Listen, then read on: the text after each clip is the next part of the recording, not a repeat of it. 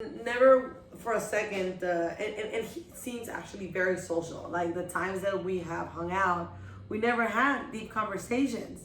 Like there's now that you've been working with us, we've been getting to like literally see you more, and it just trips me out that nobody ever diagnosed it, not even with ADHD, like Well, at nothing. 6th grade, I told.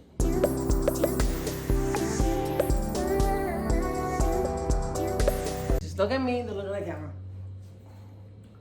Okay. So since you were what? Okay, what turned me into a psychonaut, they call it, is literally when I was 14, I realized I don't fit in anywhere. Okay. I would bounce around from the gangsters to the popular kids. I mean, I was accepted first by the popular kids naturally for some reason. Cause yeah, like a charm. I had a long hair, red Beautiful head, red hair. looking for somewhere to go in the campus, and they just said, "Okay, come here." So I didn't feel. Were they like comfortable. punkers or were they like No, preppy no, kids? no, preppy.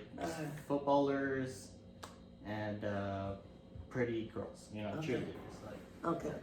So they accepted me right away, but then I would stray from them because I really didn't relate to them at all. So I would go to the weirdo kids, I'll go to the emo kids, and I was just trying to I couldn't find myself. I didn't relate to anybody there at all. I've been the same. It's pretty similar. So I couldn't fit anywhere. So I would bounce around here and there. Everybody knew me, but didn't know me. You know? Me too. So I felt like at 14, and then I turned 15, and I was a sophomore. I mean, even at 9th grade, I wore tight purple pants. Nobody fucking wore tight purple pants in school. Nobody. So I would be as myself as I could in front of I don't care who cared or whatever, but I wanted to be accepted, but not at the same time. Okay. I finally found out at 15 years old, I'm never gonna relate to anybody. I'm hyper thinking about every single thing. So I just realized I have to dumb myself down.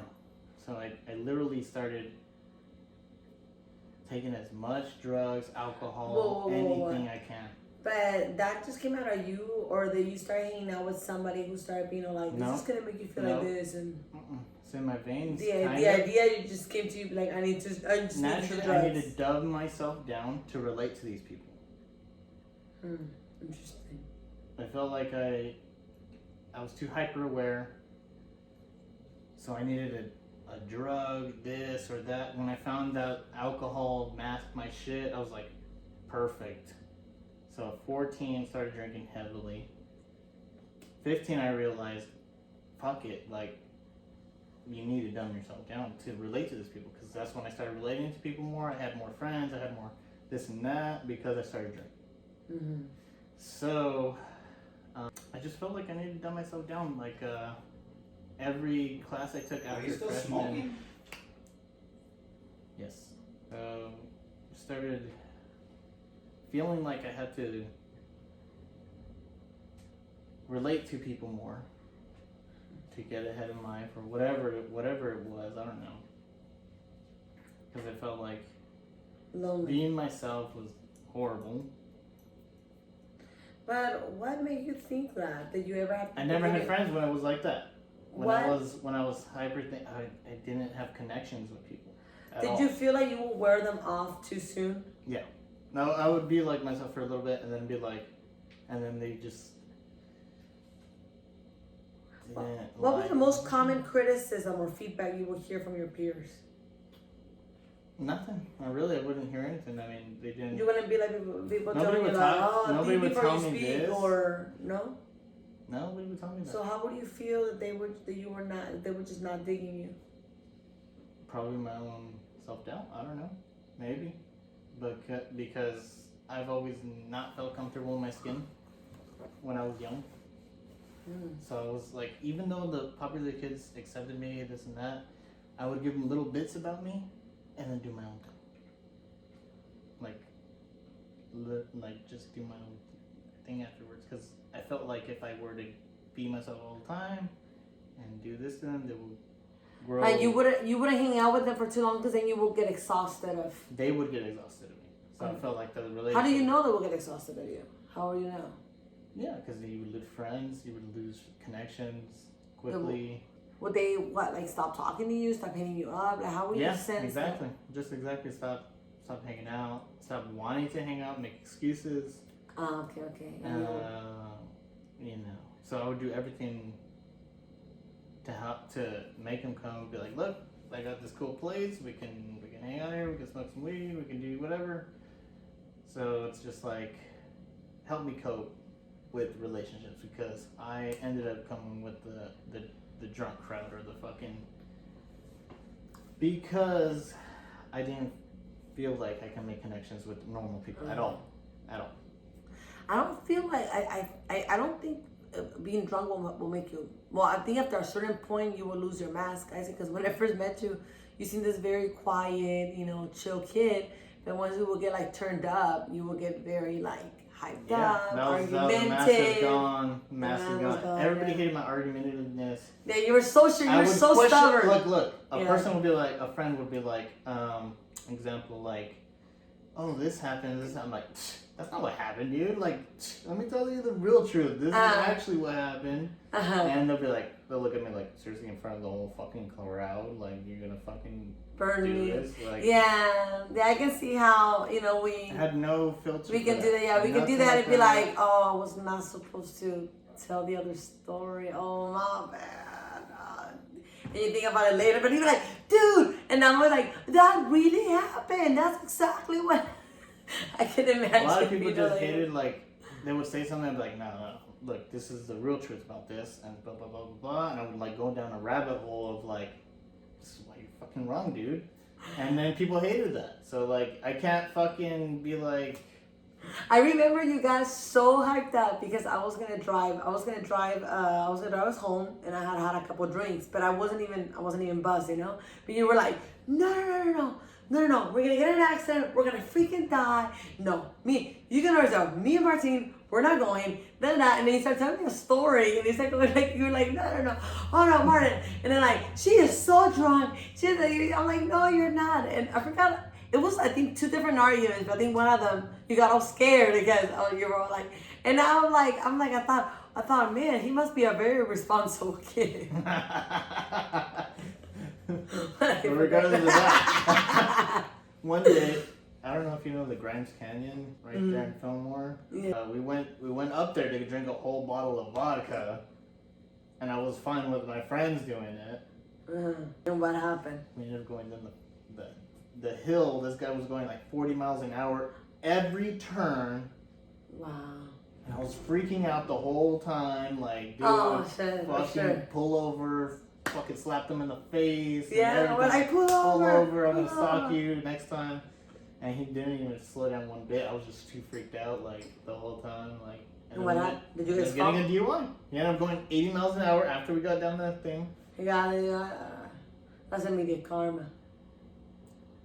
Anyway, they had a whole bottle. Then I'm surprised you were so scared of getting the DUI and then you get yourself. Well, dude, that's probably what I was thinking of the whole time. Like, that traumatized me kind of.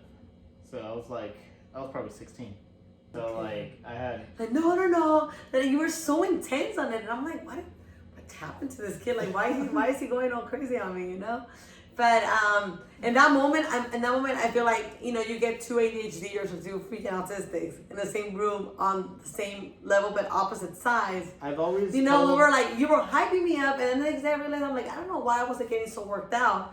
Obviously he was drunk, and we're just not understanding each other. But it did trip me out that I was like.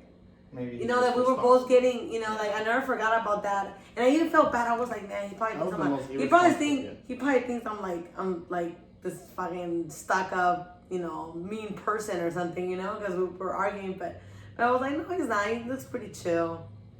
But yeah, I noticed how you flipped personalities completely, like once something happened to like and then once you got all and that's like turned up and stuff. From the micro version of that to friends, it'd be like, oh yeah, we're having a normal conversation, but like, no, that's not what happened. Let me explain. Boom, and people are turned off to that. Yeah. or not even just like that's what happened. Here's a factual thing. I know a little trivia about everything supposedly. Yeah. They just don't like. I don't know. So I just ended up coping and be like, I gotta dumb myself down. I gotta stop talking so much. I gotta stop fucking, being myself so I can cope, pretty much. So I've been wanting to record this for a while. So I guess we're just gonna do it right now. Fuck it. Because I've been feeling so sick every time I have to plan something, do my hair, makeup, whole 9 yards, and then I sit down and I'm just like so overwhelmed for other things. So right now I feel like it's a moment. So I figured, well, I'm like 99.99% sure that Isaac is autistic. He's on the spectrum. This is really funny for us to find out because the entire time, I've been dating Martin. He seems to be pretty much neurotypical to me. And I thought his entire family was neurotypical, other than, the ginger, maybe, like what they say about gingers, that, hot-headed, spicy. Yeah. Yeah, So, I'm very spicy. And Marta's dad was kind of, your dad was kind of like that. So I just assumed he was just kind of like the bit of the rebel, the troublemaker from the family, the baby. He's a baby. So never for a second, and he seems actually very social. Like the times that we have hung out, we never had deep conversations like this. Now that you've been working with us, we've been getting to like literally see you more. And it just trips me out that nobody ever diagnosed it. Not even with ADHD.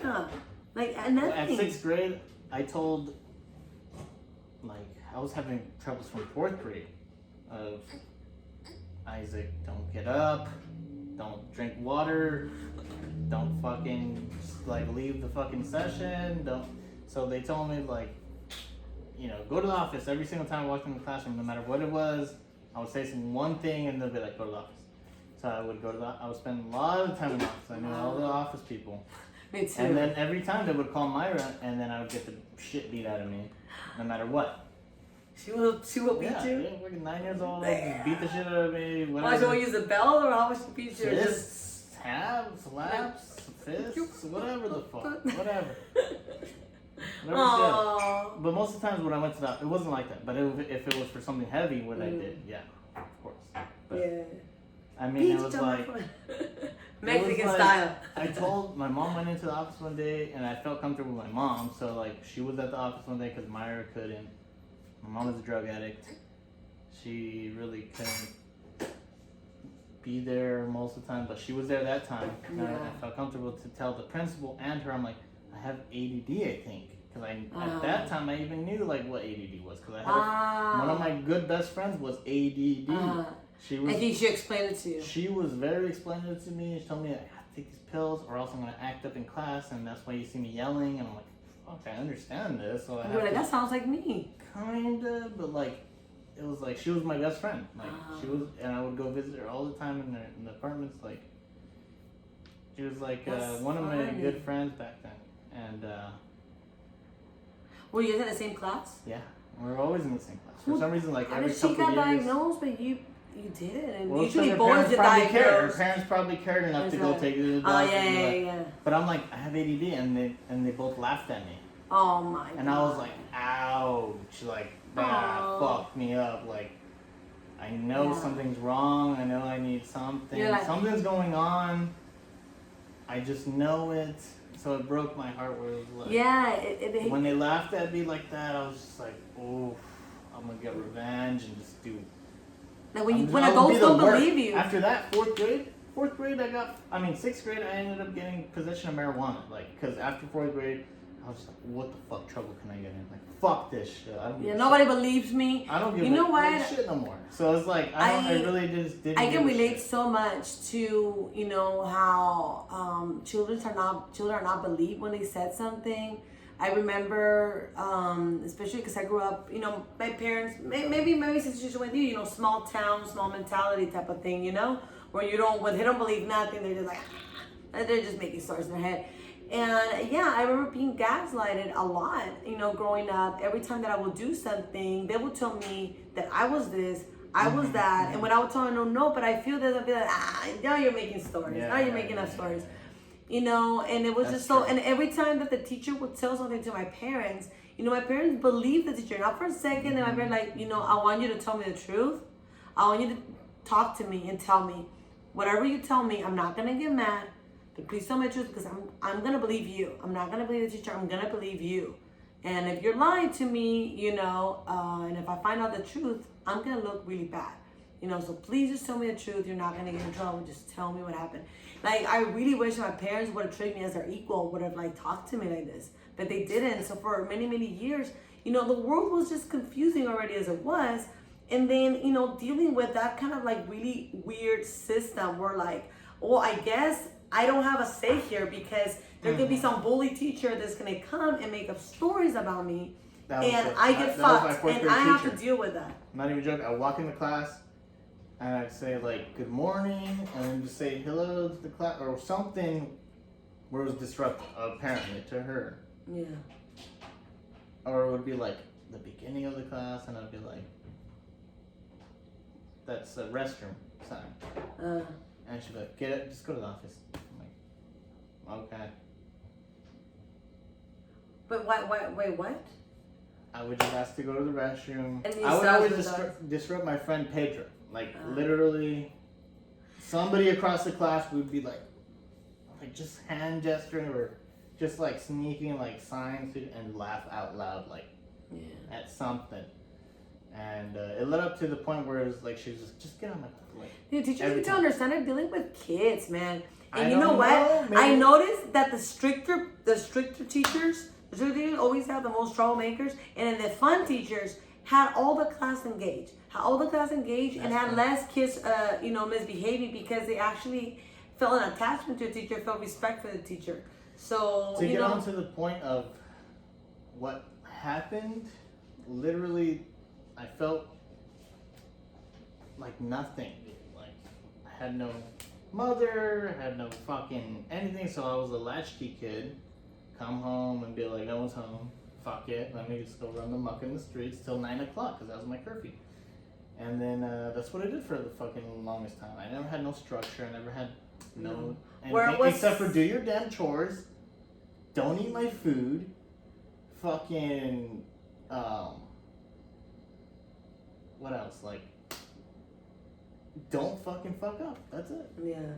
Where was Myra when you would? She would do work. She was probably at work, dude. She had like a job sometimes? Yeah. Okay. So she wasn't always home pretty much because of that. Or what else would she do when she wasn't working? Would she go to friends' house? She did as much as she could. So like once a month, like if I would like for a period of time, she started like thinking about me, and she was like, maybe once a month I'll buy them whatever they want if they behave. So like for that first month, I'm like, yeah, I'm gonna get that shit. So I did. I would behave the freaking whole month, and I did it. And then next month, I was like, fuck this. Like incentives are really helpful for people, definitely. Yeah, but it didn't work for me after like the second, third month. Really? Did not work at all. I would say like. Honestly, like, okay, what did I get really? I wanted that water gun or whatever the fuck I got. And you were over it. And then it was just like, yeah, it's not like I cared about it too much. It seems that, you know, it gets to a point where like the negative influence in your life or the stress, whatever stress you are in school or whatever, it can become stronger than whatever is supposed to be a motivation. It's you know? true. And that's what it was. It really was like the lack of being controlled. Like teachers, like I would listen to teachers because they were the authority. Yeah. And I loved listening to teachers, and I did my homework. I did not my homework. I did not do homework at all. It was homework. But I would, in the class, I would be excelling. In every test, they would always talk to my fucking mom and my sister. Sign too. They would talk to my sister and mom like, dude, he's so bright, but like he cannot focus, he cannot do that, he can't do it. He forgets this, we forget this, we forget that. But he is so bright. Whenever I tell him he's like the most understanding, he can actually articulate this, and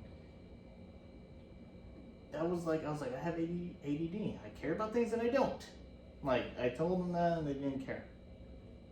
So when they laughed in my face, I was like, okay, let me just turn this up a lot. Yeah, that hurt. Grade, That I dig got in. possession of marijuana because in 5th grade, I found weed or whatever the fuck because I was 9 years old. Yeah, I feel like when we look for an outlet, right, to do these, it's just like, it's kind of one of those things like, well, why do you have to do bad things? Why do you have to rebel? Like, what's the point of that?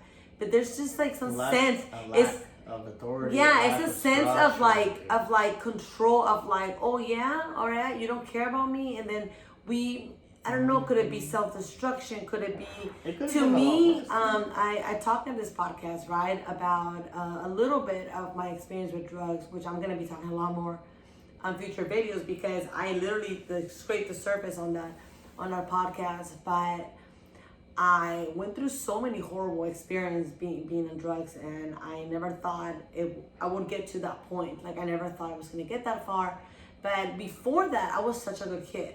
Like I went literally a 180 on a level of like being a really good goodie to like I'm down to try whatever, and it was just kind of like I feel like I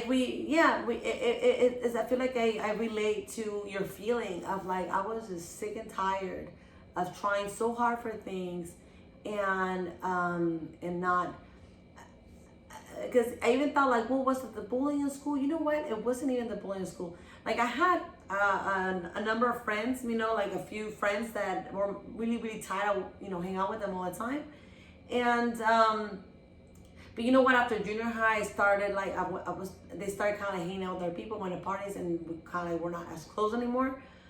So they started kind of like taking a shift, right? Changing a little bit. And to me, it was so important to be a good kid because you're being brought up with that mentality from your parents. So to me, like having my parents' constant recognition of like, we appreciate it. Yeah, exactly. But when that doesn't happen, I didn't have that. Exactly. No, and I didn't have that either. I never had that actually. Oh really? No. My parents were very strict. My parents were like, I remember there was few times in my life where they marked me. And the first one being like in 3rd grade.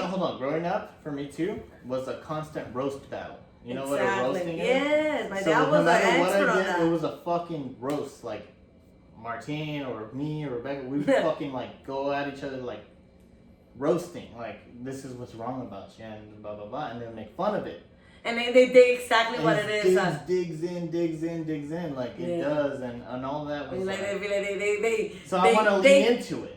They touch the areas that you're like sensitive about and stuff. Of course. I remember like, you know, when you're little, like you're being encouraged to get good grades. My dad was like, oh, I used to get nothing but, you know, 9s and 10s, which was like 9s and 10s. She would always tell me that too. It's the Mexican grading, and yeah, like I wanted to obviously make my parents proud. That's a thing as a little kid. Like your world are your parents pretty much. And I remember the 1st grade, I almost made it to because only all the kids that would literally get an A on the class, like a full straight A, would get a diploma. And I almost made it, but I didn't on the 1st grade. In the 2nd grade, I had the most horrible, nastiest teacher of all. And my parents knew that. My parents understood the award ceremony. Yeah, award. Yeah, ceremonies. Like I was on there a couple times, like. And it didn't matter because no one was in the crowd. Myra wasn't in the crowd. No one was. I was just accepting it. Like, nobody. Yeah, the red kid. The parents then.